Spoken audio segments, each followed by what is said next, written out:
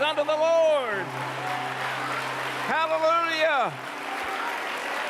The story is told in the time of the judges that the Midianites had overrun the land of Palestine, and God sent an angel to a young man whose name was Gideon.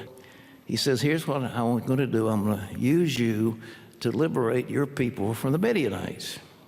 And when it's over, I want you to acknowledge it's me and not you that won the battle. And they shouted, they broke their vessels and held up their torches, and they blew trumpets all the way around the camp.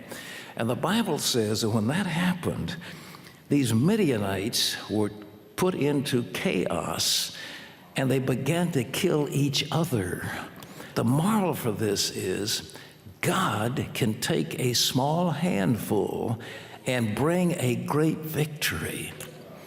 Now, we have here a handful. The world is a big place, 7 billion people, whatever it is. And God's given us a challenge for Regent to change the world, Christian leadership to change the world, to CBN to reach the world for Christ, and to lead hundreds and hundreds of millions to the Lord. You say, how can we do it? We're such a small group.